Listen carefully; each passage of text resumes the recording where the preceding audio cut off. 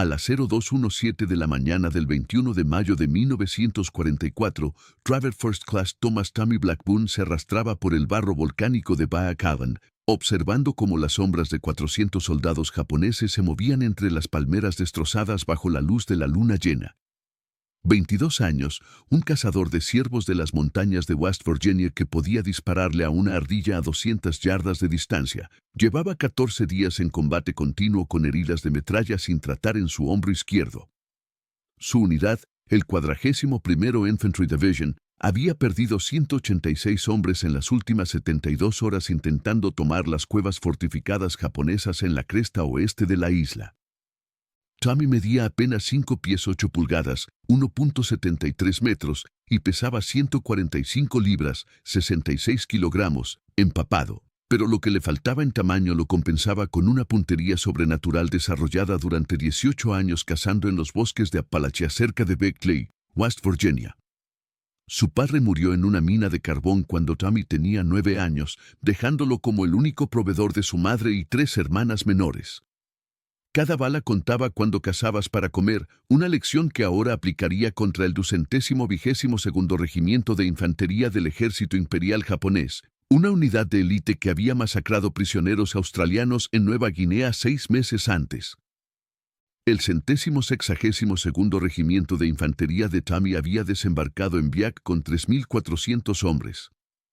En 2 semanas de combate brutal, 743 estaban muertos o heridos. Los japoneses habían convertido las cuevas de coral de la isla en una fortaleza subterránea conectada por túneles, con ametralladoras tipo 92 posicionadas para crear campos de fuego entrelazados. La temperatura durante el día alcanzaba los 115 grados Fahrenheit, 46 grados centígrados, y la humedad del 95% hacía que respirar fuera como inhalar sopa. Los marines llamaban a Biak el infierno verde, pero para Tommy era simplemente otro bosque, solo que con enemigos que disparaban de vuelta.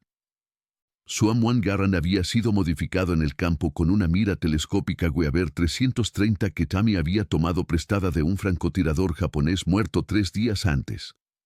Llevaba 240 rondas de munición, 30-06, el doble de la carga estándar, distribuidas en 30 clips de 8 balas cada uno. También portaba una pistola Colt .45, 3 granadas de fragmentación MK2, un cuchillo Kevlar y lo más importante para lo que estaba a punto de hacer, 14 bengalas de señalización que había recolectado de paracaidistas muertos durante la última semana. Su plan era tan audaz que cuando se lo propuso al Captain William Harris, este pensó que Tommy había perdido la razón por el calor. «Hijo», le dijo Harris, «si intentas infiltrarte solo en esas posiciones japonesas, encontraremos tu cuerpo en pedazos mañana». Tommy respondió con su acento sureño, «Captain, he estado cazando desde que podía cargar un rifle.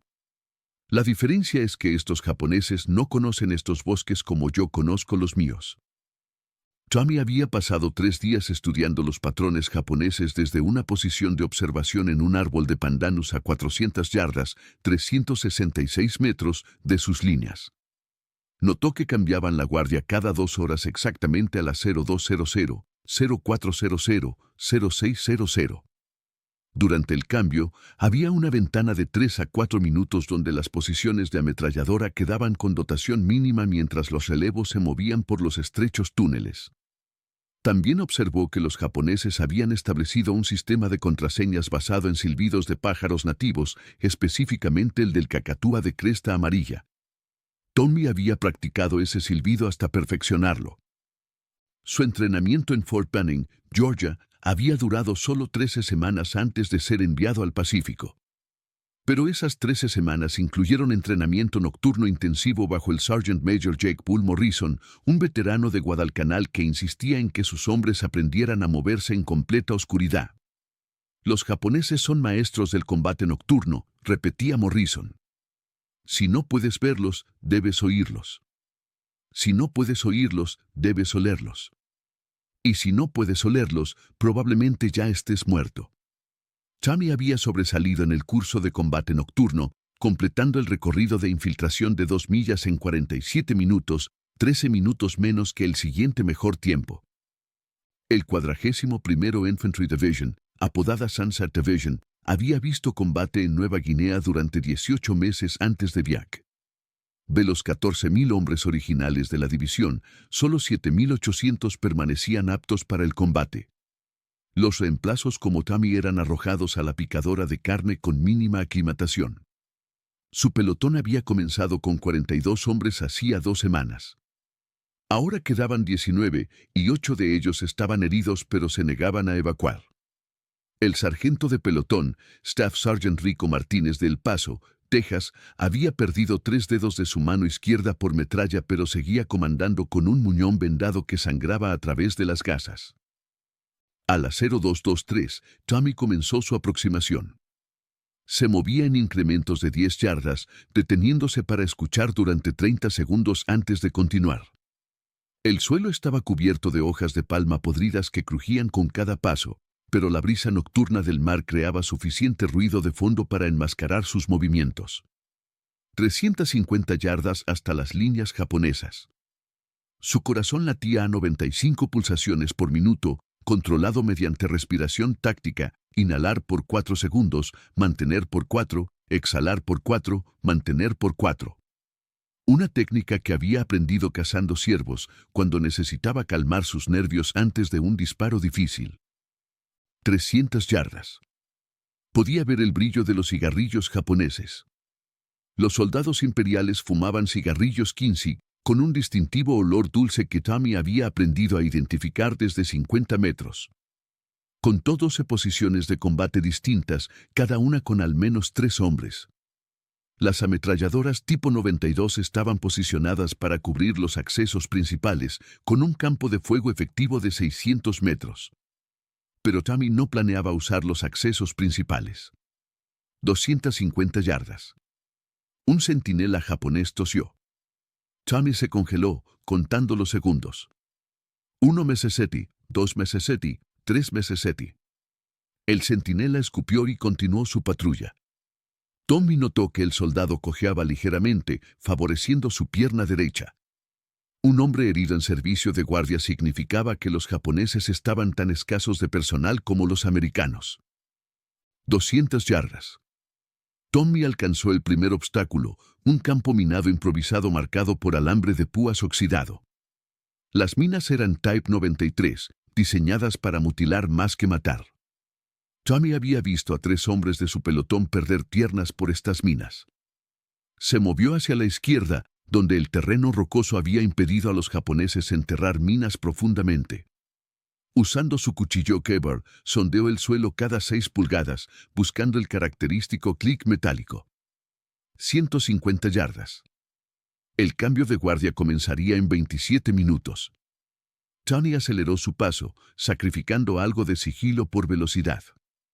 Un error ahora significaría no solo su muerte, sino la pérdida de la única oportunidad de romper el punto muerto. Su batallón había perdido 67 hombres intentando asaltos frontales contra estas posiciones. El Colonel Robert Smith había solicitado apoyo de artillería naval, pero la flota estaba ocupada apoyando los desembarcos en Saipan, a 1.300 millas, 2.092 kilómetros, al norte. 100 yardas. Tommy podía oír conversaciones japonesas. No entendía el idioma, pero reconoció el tono relajado de soldados que no esperaban problemas. Uno se reía. Otro parecía estar contando una historia, con los demás interrumpiendo ocasionalmente. Tommy contó al menos 8 voces distintas desde esta posición solamente. Su plan original era infiltrarse y eliminar silenciosamente a los centinelas, pero 8 hombres en un espacio confinado hacía eso imposible. 75 yardas. Tommy alcanzó su primera posición de tiro planificada, una depresión detrás de un tronco caído que le daba cobertura y una línea de visión clara hacia 3 posiciones de ametralladoras japonesas. Verificó su reloj, 0241. 19 minutos hasta el cambio de guardia. Preparó sus bengalas, clavándolas en el suelo suave en un patrón específico que había memorizado. Cada bengala estaba cronometrada para crear máxima confusión, haciendo parecer que un ataque venía desde múltiples direcciones. 50 yardas. Demasiado cerca. Tommy podía oler el pescado fermentado y arroz que los japoneses habían cenado. Podía ver sus caras a la luz de la luna. El más cercano no tendría más de 18 años, con una pelusa de bigote que apenas se notaba. Le recordó a su primo Billy, quien se había unido a la marina el mismo día que Tommy se alistó en el ejército. Billy estaba ahora en algún lugar del Atlántico, cazando submarinos alemanes. A las 0255, Tommy observó movimiento en los túneles. El cambio de guardia había comenzado 5 minutos temprano. Su ventana de oportunidad se cerraba. Los soldados japoneses salientes comenzaron a moverse hacia sus barracas subterráneas mientras los relevos tomaban posiciones. Durante exactamente 180 segundos, las posiciones de ametralladoras tendrían solo un hombre cada una mientras los equipos se reorganizaban. Tommy activó la primera bengala y la lanzó en un arco alto hacia la derecha japonesa. La luz roja brillante explotó a 30 yardas de su posición real, creando sombras danzantes y cegando temporalmente a los japoneses que miraban directamente hacia ella. Los gritos de alarma comenzaron inmediatamente. Tekiei. Tekiei. Tropas enemigas. Tommy ya estaba alineando su primer disparo. El M1 Garand ladró una vez. La bala, 30-06, viajó 52 yardas en 0.07 segundos, impactando al artillero japonés justo debajo del casco, atravesando su garganta. El hombre cayó sin emitir sonido. Tommy ya estaba cambiando a su segundo objetivo, un sargento japonés que corría hacia la ametralladora ahora sin operador. Segundo disparo.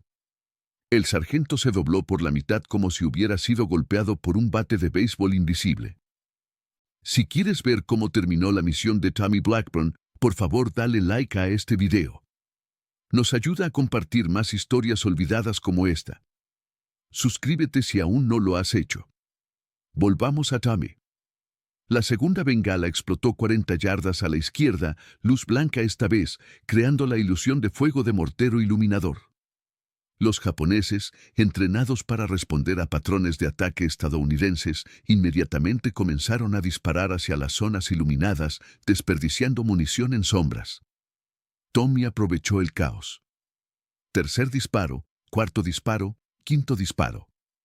Cada bala encontró su objetivo. 5 japoneses muertos en 23 segundos. Pero ahora los japoneses se estaban organizando. Un oficial, identificable por su espada katana, gritaba órdenes. Los soldados comenzaron a formar una línea de escaramuza, preparándose para contraatacar hacia las bengalas.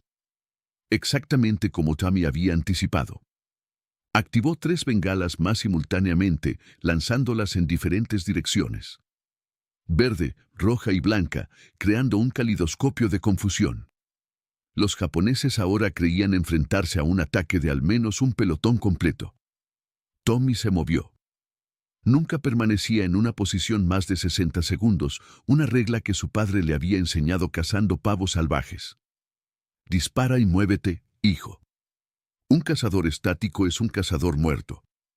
Se arrastró 30 yardas hacia la izquierda, donde había preparado su segunda posición de tiro. Los japoneses disparaban frenéticamente hacia su posición anterior, las balas de 6.5 milímetros de sus rifles Arisaka astillando el tronco donde había estado segundos antes. Desde su nueva posición, Tommy tenía un ángulo perfecto hacia un grupo de 6 japoneses que se habían reunido alrededor de su oficial. El M1 Garand tenía 8 balas por clip. Tommy las usó todas en 4.7 segundos, el rifle semiautomático escupiendo muerte con precisión mecánica. El característico ping del clip vacío eyectándose fue ahogado por los gritos japoneses. 6 hombres más muertos, incluido el oficial con la katana. Los japoneses estaban ahora en pánico total. Sin liderazgo claro y bajo ataque desde lo que parecían ser múltiples direcciones, comenzaron a retirarse hacia sus túneles. Fatal error. Los túneles, diseñados para protección contra artillería, se convirtieron en embudos mortales. Tommy había anticipado esto también. Lanzó 2 granadas de fragmentación MK2 en rápida sucesión hacia las entradas de los túneles. Las explosiones en espacios confinados multiplicaron su efecto letal. Los gritos desde dentro de los túneles eran infrahumanos. 0259, Tommy había matado a 17 japoneses confirmados en menos de 4 minutos. Pero ahora enfrentaba un problema. Los supervivientes japoneses habían identificado su muzzle flash y comenzaban a concentrar fuego en su área general. Las balas silbaban sobre su cabeza como avispas de plomo. Tommy rodó hacia otra depresión mientras las ametralladoras tipo 92 finalmente entraban en acción, sus proyectiles de 7.7 milímetros destrozando la vegetación donde había estado. La situación se deterioraba rápidamente. Tommy estimó al menos 30 japoneses aún activos y habían superado su shock inicial. Podía oírlos coordinándose, usando un silbato para señalar movimientos. Estaban intentando flanquearlo. 25 yardas a su derecha, vio movimiento. 3 japoneses avanzaban agachados, usando los árboles como cobertura. Tommy no tenía ángulo de tiro sin exponerse a la ametralladora. Tomó una decisión calculada. Activó 2 bengalas más pero no las lanzó. En cambio, las colocó en el suelo a su lado y rodó 15 yardas hacia atrás en la oscuridad. Los japoneses, viendo las bengalas activarse, inmediatamente concentraron todo su fuego en esa posición. La vegetación fue literalmente cortada por el volumen de fuego. Mientras disparaban al señuelo, Tommy eliminó a los 3 flanqueadores con disparos precisos al torso. 20 muertos. Pero su munición se agotaba. 180 balas restantes. Cada disparo tenía que contar ahora. Los japoneses, aprendiendo de sus errores, ya no se exponían descuidadamente. El fuego de supresión mantenía a Tommy agachado mientras maniobraban. Podía oír sus botas en el barro, acercándose desde 3 direcciones. 60 yardas y cerrando. Tommy activó su penúltima bengala, esta vez atándola a una cuerda que había preparado. La lanzó y luego tiró de la cuerda, haciendo que la bengala se moviera erráticamente a través del suelo. Los japoneses, pensando que era un soldado arrastrándose, vaciaron cargadores enteros hacia la luz en movimiento. En su fijación con el señuelo, no notaron a Tommy flanqueándolos por la izquierda. Desde 30 yardas, Tommy tenía una vista lateral perfecta de una posición de ametralladora japonesa. 3 hombres, artillero, cargador y comandante de escuadrón. Su M1 Garand habló 3 veces en rápida sucesión. El artillero cayó sobre su arma. El cargador se agarró el estómago y cayó de rodillas.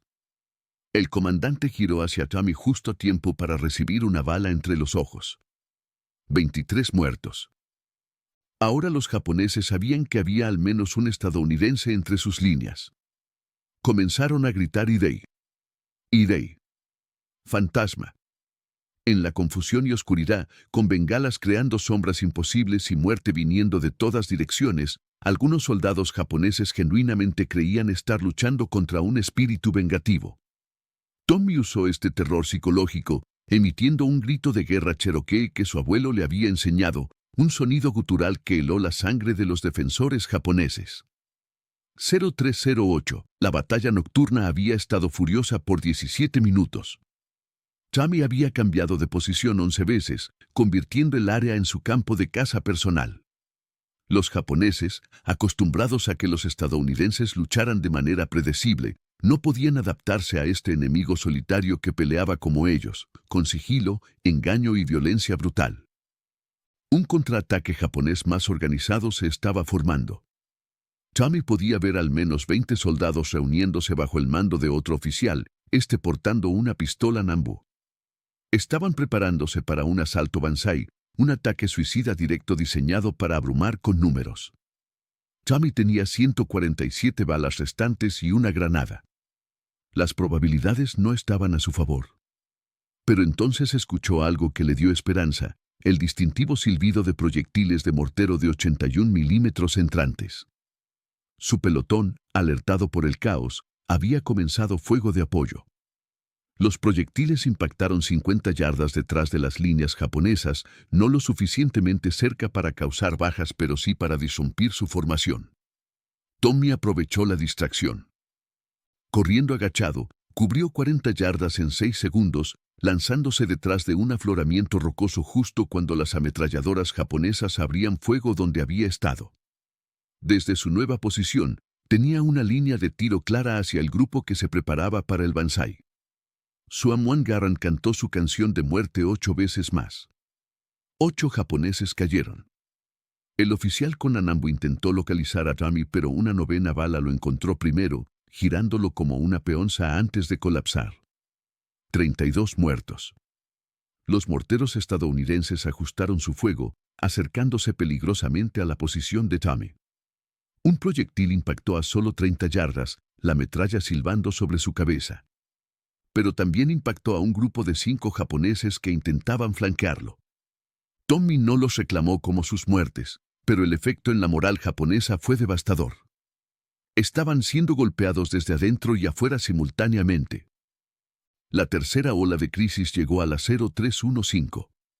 Los japoneses, desesperados por eliminar al intruso, despegaron su arma más temida, lanzallamas Type 93. Tommy vio el resplandor naranja característico a 80 yardas de distancia. Un equipo de 3 hombres avanzaba metódicamente, barriendo el área con lenguas de fuego líquido que alcanzaban 25 metros. La vegetación se incendiaba instantáneamente, creando un muro de fuego que avanzaba hacia su posición. La temperatura saltó de 75 a 140 grados Fahrenheit, 60 grados centígrados, en segundos. El aire se volvió irrespirable. Tommy retrocedió, pero descubrió que estaba siendo empujado hacia un campo de tiro preparado. Los japoneses habían aprendido sus patrones de movimiento. 3 ametralladoras tipo 92 cubrían sus únicas rutas de escape. 120 balas restantes. El lanzallamas se acercaba, ahora a 60 yardas. Podía sentir su piel ampollándose por el calor radiante. Su cantimplora había sido perforada por metralla, dejándolo sin agua en un infierno creciente. Un mortero japonés tipo 89 Nimorder entró en acción, lanzando granadas de 50 milímetros en patrones ajustados alrededor de la posición de Tommy. Las explosiones levantaban géiseres de tierra y roca volcánica. Un fragmento le abrió un corte de 4 pulgadas en su muslo izquierdo. La sangre empapó inmediatamente su pantalón. Tommy aplicó un torniquete improvisado usando su cinturón, apretándolo hasta que el dolor lo hizo ver estrellas. El lanzallamas estaba ahora a 40 yardas. Tommy podía ver al operador claramente, un hombre corpulento con goggles protectores, flanqueado por 2 fusileros. No tenía alternativa. Se expuso deliberadamente a las ametralladoras para obtener un ángulo de tiro. Las balas japonesas inmediatamente comenzaron a impactar a su alrededor, astillando rocas y lanzando fragmentos como metralla secundaria. Tommy disparó 3 veces. El tanque de combustible de lanzallamas explotó en una bola de fuego que consumió al operador y sus escoltas. El grito del hombre mientras ardía vivo perseguiría a Tommy por décadas. 35 muertos. Pero exponerse había tenido un costo. Una bala de 7.7 milímetros había atravesado su hombro derecho, el impacto girándolo y tirándolo al suelo. Su brazo derecho colgaba inútil, los nervios temporalmente paralizados. Tommy cambió su M1 Garand a su mano izquierda, una maniobra que había practicado pero nunca perfeccionado. Su precisión se redujo drásticamente. A 30 yardas, falló 3 disparos consecutivos contra un japonés estacionario. El enemigo olía sangre. 0322, los japoneses lanzaron un asalto coordinado desde 3 direcciones. 15 soldados cargando con bayonetas caladas, gritando Tenneika Banzai. Larga vida al emperador. Tommy vació su clip actual, derribando a 3 atacantes. No había tiempo para recargar. Soltó su rifle y sacó su Colt .45. 7 balas, 7 oportunidades. Los japoneses estaban a 20 yardas y cerrando. 15 yardas. Tommy disparó. Un japonés cayó agarrándose el pecho. 10 yardas. Otro disparo, otro caído. 5 yardas. Tommy podía ver el blanco de sus ojos. Su última granada. Tommy tiró del seguro con los dientes y la sostuvo, contando. 1 Mississippi, 2 Mississippi.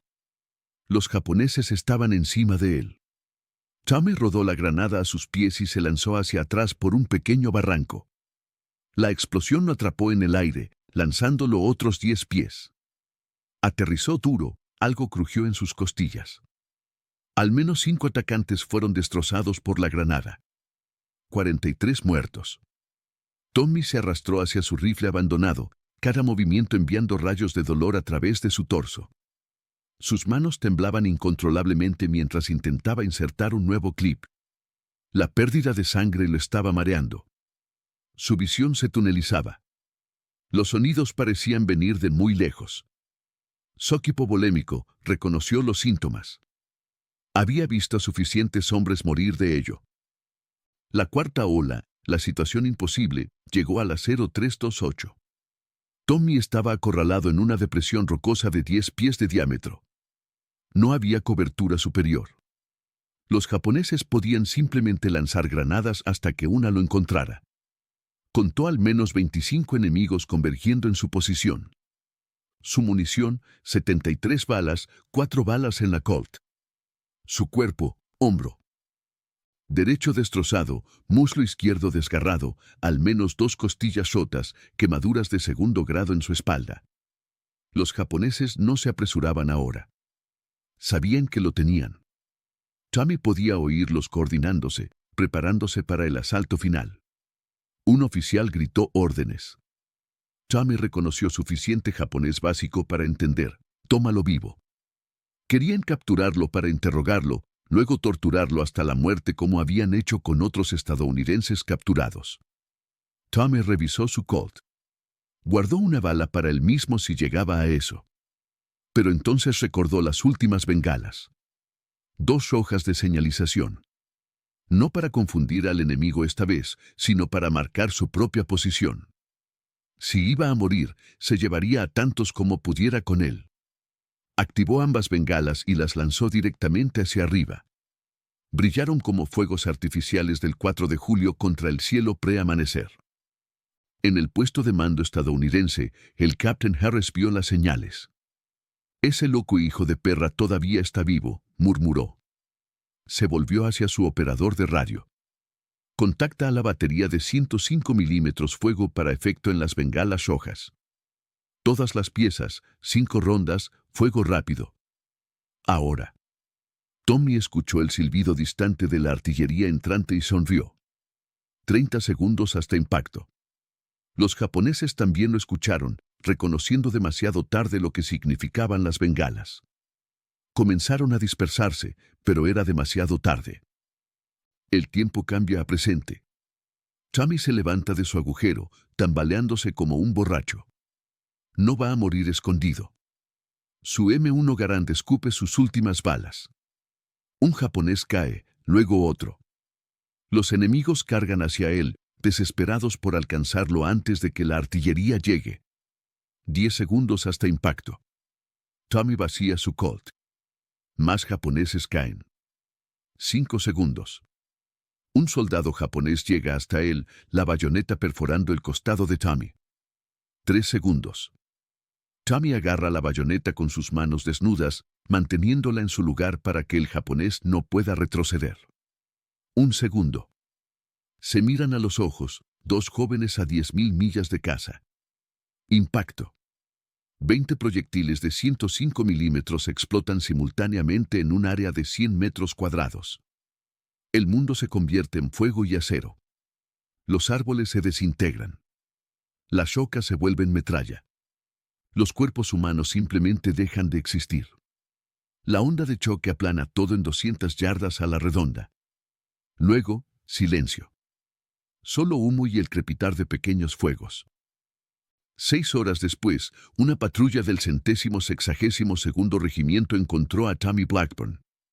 Estaba irreconocible, cubierto de sangre, barro y ceniza. Su uniforme había sido quemado hasta quedar en harapos.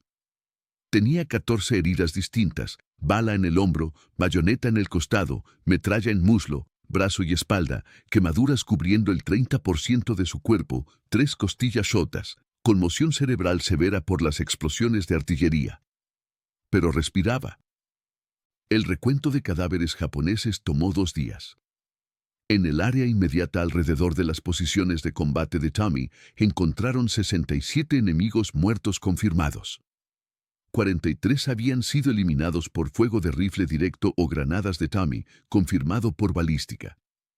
Los otros 24 murieron en el bombardeo de artillería que Tommy había dirigido sobre su propia posición. El 222º Regimiento de Infantería Imperial japonés, una unidad de élite con 1.800 hombres, perdió su capacidad de combate efectiva esa noche. Sin su red de posiciones defensivas avanzadas, se vieron obligados a retirarse a las cuevas más profundas, donde fueron sistemáticamente eliminados durante las siguientes 3 semanas. El Captain Harris escribió en su informe: Private First Class Blackburn ejecutó un ataque de infiltración en solitario contra posiciones enemigas fortificadas, eliminando personalmente a 43 combatientes enemigos y dirigiendo fuego de artillería que resultó en 24 muertos adicionales. Sus acciones rompieron un punto muerto de 2 semanas y salvaron incontables vidas estadounidenses. Recomiendo la medalla de honor. Tommy pasó 8 meses en hospitales, primero en un hospital de campaña en Nueva Guinea, luego en Australia, finalmente en California. Su hombro derecho requirió 3 cirugías para restaurar el 60% de movilidad. Las quemaduras dejaron cicatrices permanentes que cubrían su espalda como un mapa topográfico. La herida de bayoneta había perforado su intestino, requiriendo una colostomía temporal. Los médicos contaron 47 puntos de metralla removidos de su cuerpo. Pesaba 103 libras cuando llegó a San Francisco, habiendo perdido 42 libras desde esa noche en Biak. El 23 de diciembre de 1945, Tommy finalmente regresó a Beckley, West Virginia. La estación de tren estaba decorada para Navidad, pero solo su madre y hermanas lo esperaban. No hubo banda, no hubo celebración. Así lo prefería Tommy. Su madre lloró cuando vio sus cicatrices. Sus hermanas no reconocieron al hombre delgado y envejecido que había reemplazado a su hermano jovial. Tommy tenía 24 años, pero parecía de 40. 3 semanas después de regresar, Tommy se casó con Mary Ellen Crawford, su novia de la secundaria, quien había esperado 3 años por él. La boda fue pequeña, solo familia inmediata, en la primera iglesia bautista de Beckley. Tommy no podía levantar su brazo derecho lo suficiente para ponerle el anillo apropiadamente, así que Mary Ellen tuvo que ayudarlo. Nadie mencionó por qué. Tommy encontró trabajo en las minas de carbón, el mismo pozo donde su padre había muerto 15 años antes. El trabajo subterráneo no molestaba a Tommy. Después de las cuevas de Biak, una mina de West Virginia parecía espaciosa. Trabajó el turno de noche porque no podía dormir de todas formas. Las pesadillas venían cada vez que cerraba los ojos: caras japonesas, el operador de lanzallamas ardiendo, el soldado con la bayoneta mirándolo mientras la artillería caía. Mary Ellen y Tommy tuvieron 4 hijos: Robert en 1947, Patricia en 1949, William en 1952 y Linda en 1955. Tommy nunca habló de la guerra con ellos. Cuando preguntaban sobre sus cicatrices, decía que había tenido un accidente en la mina. Cuando preguntaban sobre las medallas en el cajón de su tocador, decía que eran cosas viejas del ejército. Asistía a cada juego de béisbol, cada recital de piano, cada obra escolar, sentándose siempre cerca de las salidas, su espalda contra la pared. La medalla de honor nunca llegó. La recomendación del Captain Harris se perdió en la burocracia militar de posguerra. En 1947 fue degradada a una estrella de plata. En 1951, durante una revisión de registros, fue elevada a una cruz de servicio distinguido. Tommy nunca protestó.